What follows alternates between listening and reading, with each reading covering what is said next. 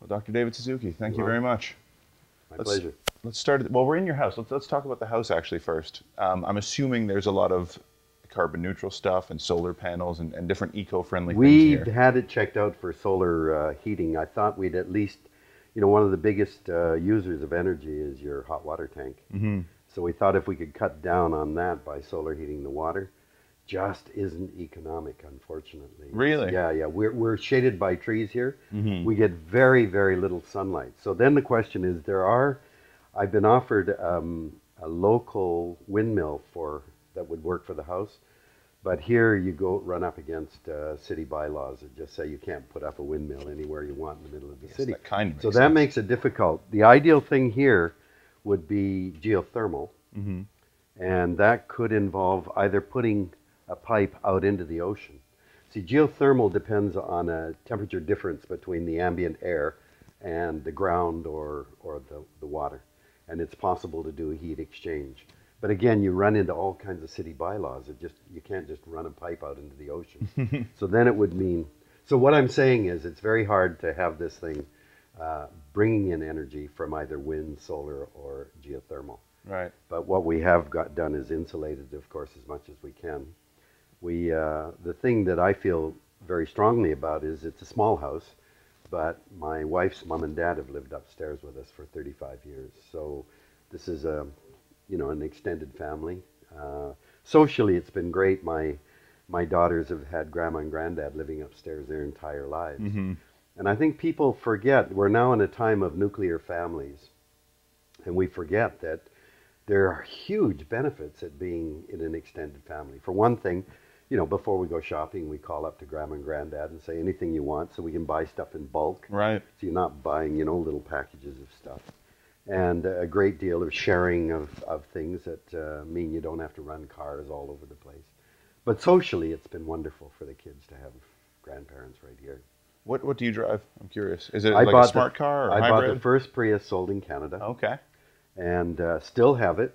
And it's been a wonderful car. I'm sad to see Toyota having problems right now. Hmm. I suspect that if they are having real problems, it's because they're trying to increase the profit line and kind of deviated. I've had a succession of Toyotas, which are very, very, well, they're dependable cars. But I love the Prius. It's been fine. What do you think you'll ever go to an electric car? Do you think we're going to have them soon enough? We have to go to electric. That's either electric or hydrogen fuel cells. But the fuel cells they keep being pushed into the future. Mercedes said back in the 1990s, oh yeah, we'll have one by 1997. Then it was, oh, well, 2002 and 2012. Now it's 2020. So I don't know what the problem is with hydrogen technology. But the exciting thing about electric cars is if we are going towards a future where all of our electricity is from renewable energy, wind, solar, geothermal, the problem is the wind doesn't blow 24 hours a day. The sun only shines a limited number. What do you do when the sun's not shining and the wind's not blowing? Where do you get your energy? And that's why in Ontario they keep we've got to expand nuclear because you need backup in case blah, blah, blah. But what the Germans have done is said every car has to be run by batteries. Now you won't have to plug them in. You know what induction is? If you have wires this way and you put a coil above it, you can draw a current off that wire, even though you're not touching it.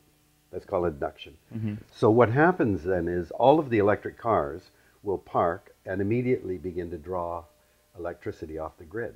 But if the demand, say it's at nighttime, Yeah. the demand is greater than there is electricity, every parked car, their battery stores that energy. Every parked car will give energy back to the grid. So this is a beautiful way then of storing energy when you've got too much and giving it back when you don't have enough. The big challenge is how do you get the software so that you know whether a car is given Right. more electricity or taken more electricity. But I'm sure that can be solved. And this is what Al Gore is proposing for the United States. When do you see that being full-fledged? I think, well, Al Gore has called for 100% renewable electricity in 10 years. So he thinks that it can be achieved in 10 years. You got to make the commitment. This, I think, is the big thing. You know, we've had a federal government now. Harper has said, well, long before he was prime minister, he didn't believe in Kyoto or any of that stuff. And he said, well, we can't do anything because it'll destroy the economy. And I think Canadians better realize that this is a lie, first of all. If Mr. Harper is prorogue Parliament because he wants to focus on the economy, if you want to focus on the economy, Sir Nicholas Stern, an economist originally from the World Bank, says if you want to do something to keep climate change from just catastrophic runaway temperature rise, it'll cost 2 to 3% of GDP. That is a shitload of money. That's a lot of money. But, and so I can see, you know, everybody's going, holy cow, we can't afford that. But if we don't do anything and allow the emissions to rise, as Canada has been doing, it'll destroy the global economy. It'll cost more than World War I and World War II put together just to deal with the consequences of that temperature rise. So anybody that says they care about the economy damn well better look at climate change. It's central to where we're going. The other thing is Harper has said for years, if we do anything about meeting Kyoto, our economy will go belly up. We're a northern country. We need energy. Well, guess what? Sweden is even more northern than Canada. Here's this little country. Sweden has got a third of our population. They've got their own automobile, for God's sake. Canada doesn't have one. And they imposed a carbon tax in the 1990s. They now pay $120 a ton to put carbon in the atmosphere. And what are we paying? Well, in British Columbia, we had a huge kerfuffle over $10 a ton. It's now $15 a ton. Oh, wow. Anyway, in Sweden, they have reduced greenhouse gas emissions to 8% below 1990 levels. In other words, they're already past the Kyoto target. And during that time, the economy has grown by 44%. So what is this bullshit that we're getting from our prime minister who claims that to do anything that he cares about the economy, and yet he uses the economy as the excuse not to do anything, and not doing anything will destroy the economy? This is not leadership. This is not taking an issue seriously. Now, we had the leader of the major opposition party in the last election basing his entire campaign on a carbon tax.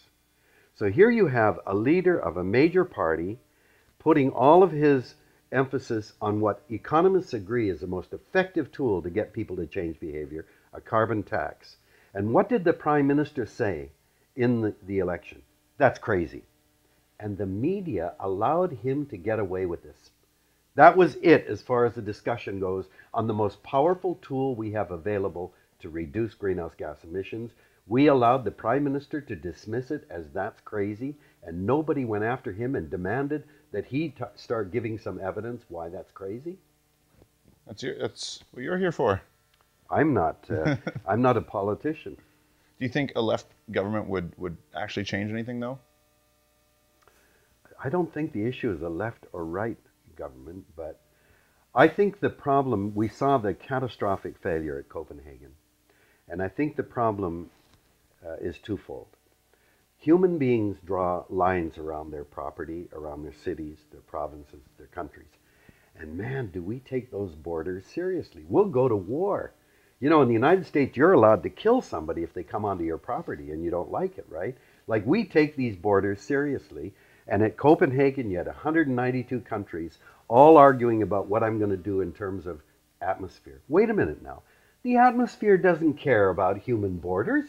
You think the air says, oh, I'm Canadian air, or I'm Alberta air? Of course not. This is why the tar sands in Alberta are critical to everybody, and not only in Canada, but in the world, because air is shared by everybody. And yet we take those, borders seriously. You think a migrating fish or a bird or an insect gives a damn about human borders? They just go where they have to go. And here we are dealing with water, and soil blows all the way across the oceans. These things are parts of nature. And we've got to start realizing nature should be setting the limits, not us. Nature's telling us they don't care about our borders. We've got to deal with this as a single species.